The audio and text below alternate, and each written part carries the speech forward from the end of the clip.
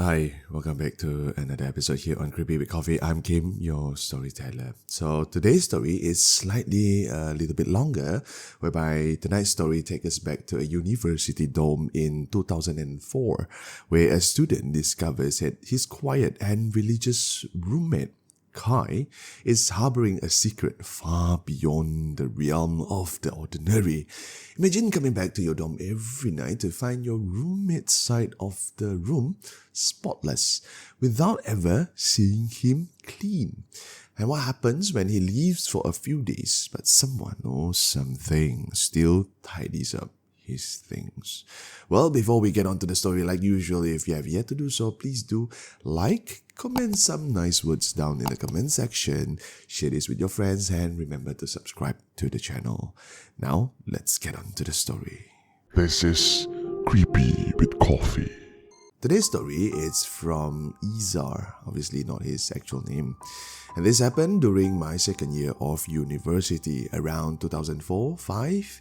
Our dorm rooms housed either 2 or 3 people, but they were all the same size. I was lucky enough to get a double room. At the start of the semester, I was assigned to a room on the 4th floor, and my new roommate turned out to be Kai, name changed for privacy. I had known Kai in passing before. We were in the same faculty but had different majors. We had crossed paths in campus activities before, and he always struck me as a quiet, polite, and devout type. He never missed prayers, always went to the surau, and carried himself with a calm and kind demeanor. Honestly, I felt a little intimidated by the idea of rooming with him for an entire year, but I figured maybe he'd be a good influence on me. Our room was small. When you entered, my bed, wardrobe were on the right-hand side, and Kai's were on the left-hand side.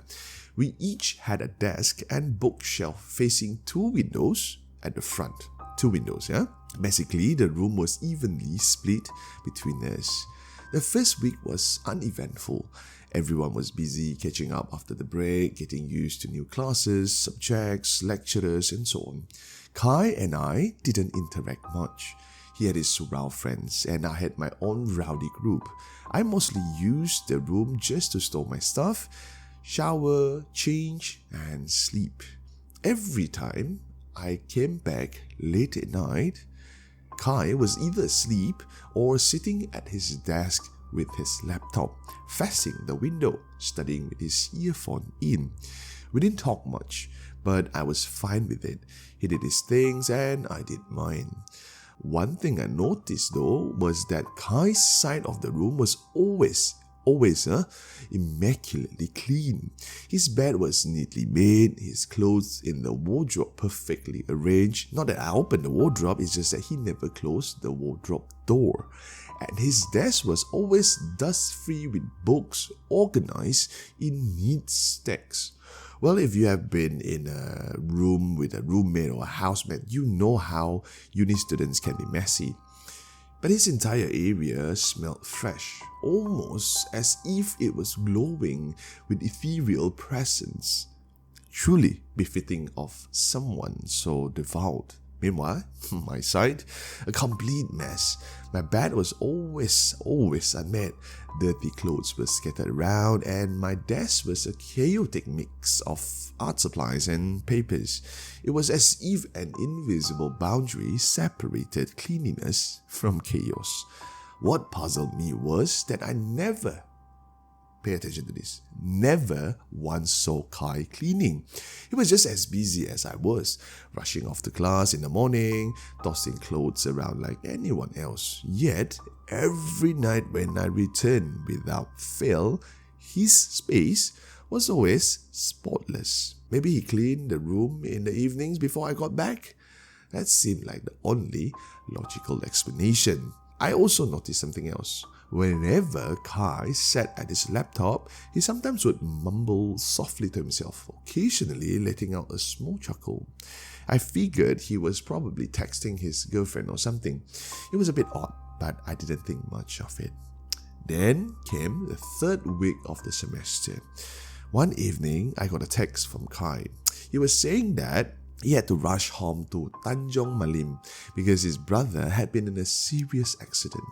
I felt bad for him, so I wished him a safe trip. But before he left, he asked me to close his window, but not all the way. Close the window, but not tightly shut. At the time, I didn't think much about the request, and that night I returned late as usual. His side of the room was always, like usual, perfectly clean. I didn't understand what he meant about not having time to tidy up before leaving because it looked just the same as ever. And usually I would hear Quranic recitations or nasheed music from his side when he was around. But that night, silence filled the room. Well, I was exhausted, so I quickly changed and fell asleep. At some point, I woke up to the sound of thunder. Realizing I had forgotten to close the window, I got up, shut it tight before going back to sleep. And the next night as I entered the room, I noticed it felt a bit stale. The air was stuffy and my wet towel from the morning was still hanging on the chair. I opened my side of the window to let fresh air in and went to sleep, completely forgetting about Kai's request. Sometime before dawn, that is when I heard a soft knocking on the window. It wasn't a tapping sound with knuckles, but more like a gentle but deliberate slap.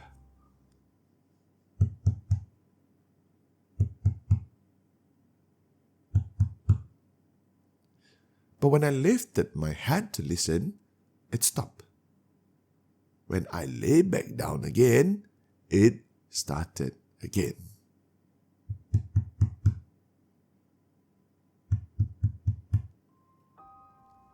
I was just too tired to care, so I just went back to sleep.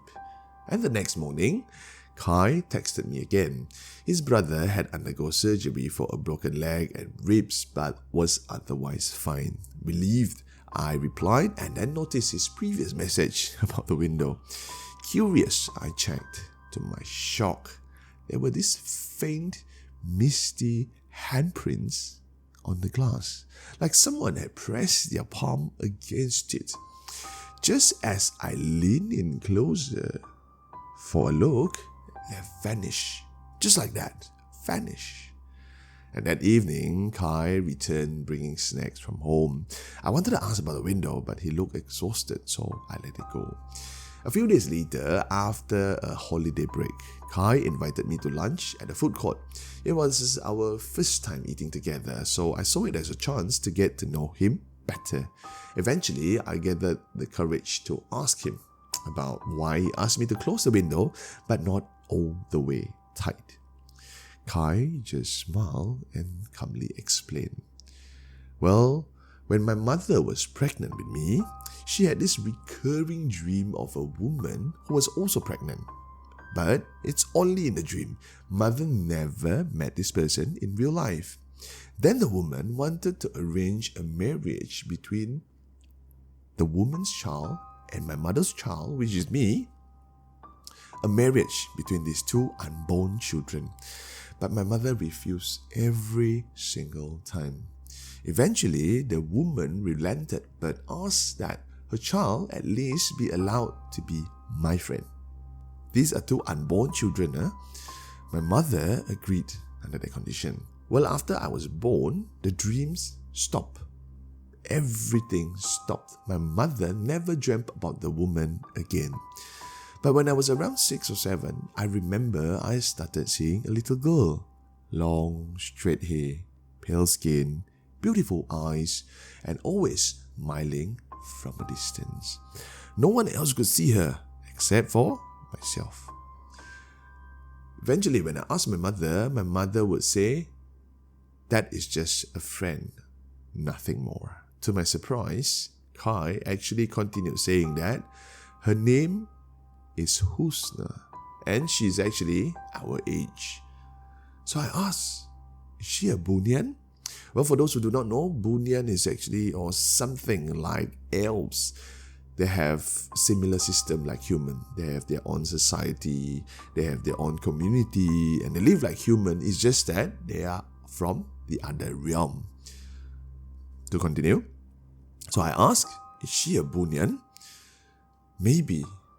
When I asked, she just said she's also the creation of God. She prays, recites the Quran, and praises Allah and the Prophet Muhammad, answered Kai. Then I asked a big question.